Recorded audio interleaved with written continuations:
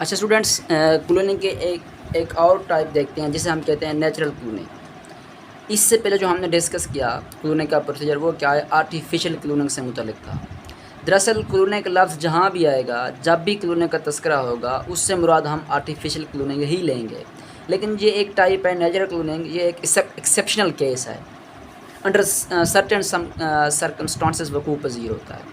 तो देखते हैं कि नेचुरल क्लोनिंग किस तरह वकूफ़ पज़ीर होती है। और ये भी याद रखिएगा कि नेचुरल क्लोनिंग और आर्टिफिशियल क्लोनिंग में थोड़ा बहुत डिफरेंस है। तो दरअसल मेल से स्पर्म, फीमेल से एग, इन दोनों के फर्टिलाइजेशन से क्या है, ज़ैगोट बनता है, ज़ैगोट से फिर एम्ब्रियो, एम्ब्रियो से फिर क्या है, कंप्लीट ऑर्गेनिज्म बनता है। ये एक नॉर्मल प्रोसेस है जो सेक्सुअल रिप्रोडक्शन में हो रहा होता है। अब बाज़ों का अंडर सम सर्टेन सर्कमस्टांसेस क्या होता है कि जो एम्ब्रियो होता है, जो एम्ब्रियो के सेल्स होते हैं, वो क्या है, सेपरेट हो जाते हैं एक दूसरे से, डिवाइड होके, और डिवाइड होके सेपरेट हो जाते हैं। या तो 2 सेल्स बना देते हैं, या तो 2 से ज़्यादा, 4 भी हो सकते हैं, 8 भी हो सकते हैं। अब ये जो एम्ब्रियो से सेल सेपरेट हुए, ये सेल्स क्या है, डेवलप करेंगे सेपरेटली प्लेसेंटा में, और डेवलप करके एक न्यू ऑर्गेनिज्म बना देंगे, न्यू ऑर्गेनिज्म। इस तरह ये दूसरा सेल भी क्या है, प्लेसेंटा में ग्रो करेगा सेपरेटली, और क्या है, न्यू ऑर्गेनिज्म बना देगा। अब ये दोनों जो न्यू ऑर्गेनिज्म है, ये आपस में क्या होंगे, आपस में जेनेटिकल आइडेंटिकल कापी होंगे, एक दूसरे की जेनेटिकल आइडेंटिकल कापी होंगे, लेकिन अपने पेरेंट्स की जेनेटिकल आइडेंटिकल कापी नहीं होंगे।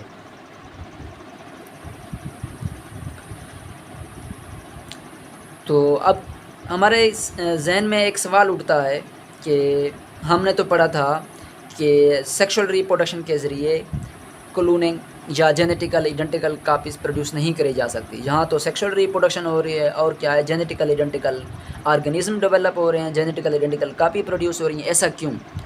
दरअसल स्टूडेंट्स, ठीक है, ये सेक्सुअल रिप्रोडक्शन का प्रोसेस चल रहा है, लेकिन यहाँ पर देखें जो एम्ब्रियो है, एम्ब्रियो को जब सेल डिवाइड करेंगे, तो वो डिवाइड क्या करेंगे, डिवाइड करेंगे माइटोसिस के ज़रिए।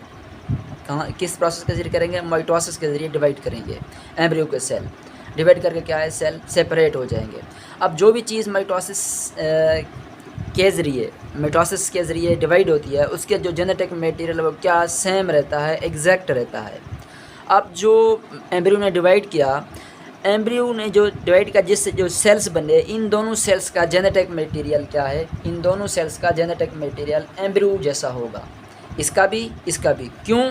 क्योंकि जो जेनेटिक मटेरियल एम्ब्रियो को था, वही इस सेल में आएगा, वही इस सेल में आएगा, क्योंकि सेल एम्ब्रियो क्या है, माइटोसिस के ज़रिए डिवाइड हो रहा है।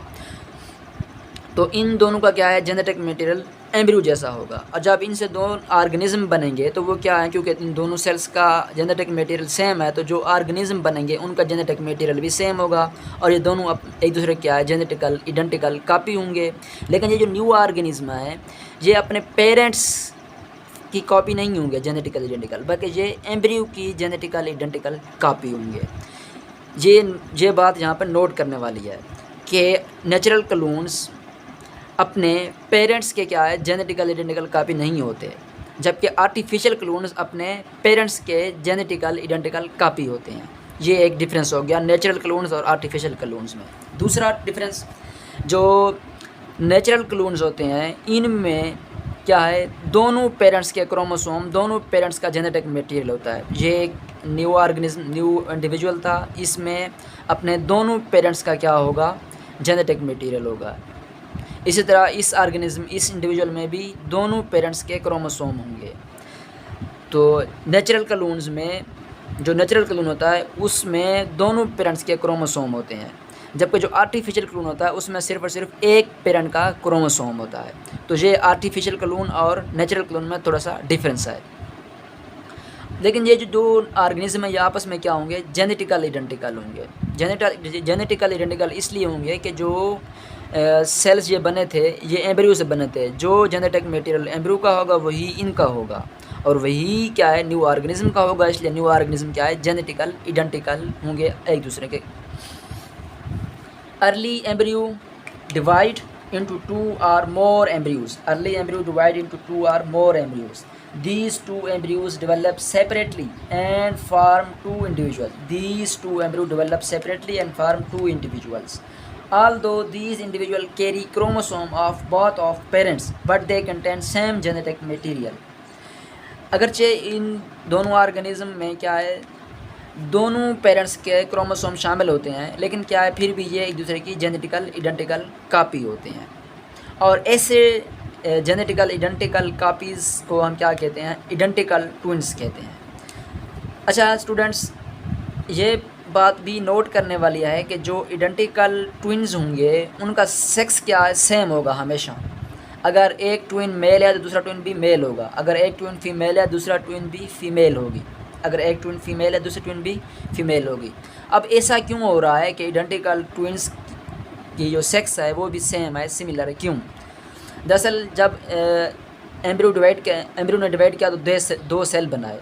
अब फ़र्ज़ करें कि अगर एम्ब्रियो के जेनेटिक मटेरियल में वाई जीन शामिल हो, वाई जीन था, तो इन दोनों सेल्स में भी वाई जीन आएगा, और जो ऑर्गेनिज्म बनेंगे उनमें भी क्या है, वाई जीन होंगे। वाई जीन क्या है, मेलनेस डिटरमाइन करते हैं, इसलिए क्या है, दोनों क्या है, मेल होंगे।